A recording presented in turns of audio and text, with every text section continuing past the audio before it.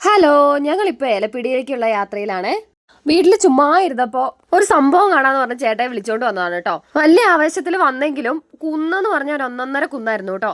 ആ മല കയറി എത്തുക എന്ന് പറയുന്നത് വലിയൊരു റിസ്ക് തന്നെയായിരുന്നു. ഈ കുന്നിനൊരു അന്ത്യം ഉണ്ടോന്ന് അറിയില്ല കേട്ടോ. നടന്നിട്ട് നീങ്ങുന്നില്ല, വല്ലാത്തൊരു കുന്ന് തന്നെയാണ്. നടന്നും ഇരുന്നൊക്കെ ഒരു വിധത്തിൽ പകുതിയോളം എത്തിന്ന് തോന്നുന്നു. എന്തായാലും ആരോടെങ്കിലും ഒന്ന് ചോദിച്ചു നോക്കാന്ന് വിചാരിച്ചിട്ട് ആരെയും ഒന്നും കാണുന്നുമില്ല കേട്ടോ. ഈ കുന്നിനൊരു അന്ത്യം ഉണ്ടോന്ന് അറിയാൻ ഒരു കുന്ന് കഴിഞ്ഞപ്പോഴത്തേക്കും നല്ല പരന്ന റോഡ്. സന്തോഷമായി, ഓടി വണ്ടി കയറി ഒരു 10 മിനിറ്റ് കഴിഞ്ഞപ്പോഴത്തേക്കും വീണ്ടും ഇതേ ഒരു കുന്ന്. മതിയായി, ഇനി എനിക്ക് നടക്കാൻ വയ്യ, ഞാൻ തിരിച്ചു പോവാന്നൊക്കെ പറഞ്ഞെങ്കിലും ഇനി അധികം ദൂരമല്ല എന്ന് അറിഞ്ഞപ്പോൾ പിന്നെ ഞാൻ കുറച്ച് ദൂരെ നടന്ന് കുറച്ച് കഴിഞ്ഞപ്പോഴത്തേക്ക് സ്ഥലത്ത് എത്തിയിട്ടോ. അടിപൊളി വ്യൂ എന്ന് പറഞ്ഞാൽ ഇതുപോലെ നല്ല സൂപ്പർ സ്ഥലമായിരുന്നു.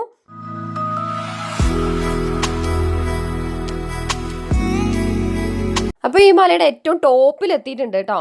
ഇവിടെ നിന്നാലുണ്ടല്ലോ കേളകം ടൗണ്, കണ്ണൂർ, ഏകദേശം കണ്ണൂരൊക്കെ കാണാം കേട്ടോ. കണ്ണൂർ അതുപോലെ തന്നെ വയനാട് ഭാഗങ്ങളൊക്കെ കാണാനായിട്ട് സാധിക്കും. വയനാടിന്റെയും കണ്ണൂരിന്റെയും ഒക്കെ ബോർഡറാണ് ഈ ഏലപ്പീടിയ എന്ന് പറയുന്നത്. അപ്പൊ അതൊക്കെ ഞങ്ങൾ ആസ്വദിച്ചതിന് ശേഷം കുറച്ച് നേരം റെസ്റ്റ് എടുത്ത് ഫോട്ടോയും വീഡിയോ ഒക്കെ എടുത്തതിന് ശേഷം പതുക്കെ മുകളിലേക്ക് നടന്നു. ഒരു ചായ കുടിക്കാന്ന് വിചാരിച്ച് മുകളിലേക്ക് നടന്നു കേട്ടോ. ശരിക്കും വൈകുന്നേരം സമയങ്ങളിലൊക്കെ വരണം, എന്തായാലും ആസ്വദിക്കാനായിട്ട് പറ്റുള്ളൂ. ഇതിപ്പോ ചൂടാണ്, അതിന്റെ ഒരു മടുപ്പും കാര്യങ്ങളൊക്കെ ഉണ്ട്. അപ്പൊ ഞങ്ങൾ ചായ കുടിക്കാനായിട്ട് ഇരുന്നു കേട്ടോ. ഈ കടയുടെ പ്രത്യേകത എന്ന് പറഞ്ഞാൽ വെറും ചായക്കടയല്ല, ഇതൊരു ട്രെയിനാണ്. ട്രെയിനിന്റെ മോഡലിലൊരു ചായക്കടയാണ് കേട്ടോ. അപ്പൊ നമ്മൾ മടുത്ത് വന്നിട്ടുണ്ടെങ്കിൽ ഒരു ചായയോ അല്ലെങ്കിൽ ലൈൻസോഡയോ അങ്ങനെയൊക്കെ കഴിക്കാനായിട്ട് സാധിക്കും. മാത്രമല്ല ടോയ്ലറ്റ് സൗകര്യങ്ങളെല്ലാം ഉണ്ട്. അപ്പൊ നമ്മൾ ഇവിടെ ഇരുന്ന് ചായ ഒക്കെ കുടിച്ചു കേട്ടോ. ഇവിടെ ഇരുന്നാലും നല്ല വ്യൂ ആണ്.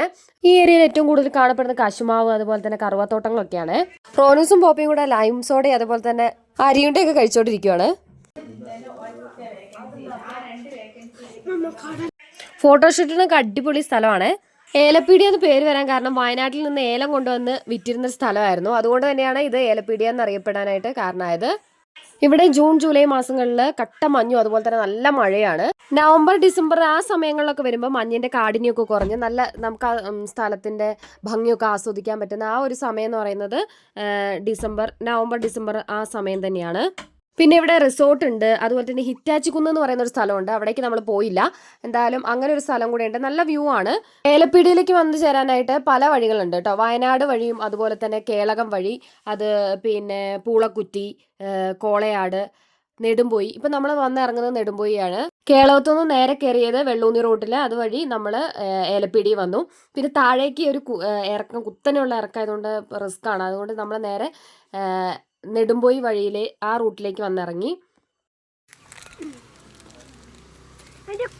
അപ്പോൾ നമ്മുടെ ചാനൽ ഇഷ്ടപ്പെടുവാണെങ്കിൽ ചാനൽ സബ്സ്ക്രൈബ് ചെയ്യുക, ലൈക്ക് ചെയ്യുക, ഷെയർ ചെയ്യുക, കമൻറ്റ് ചെയ്യുക. Okay, thank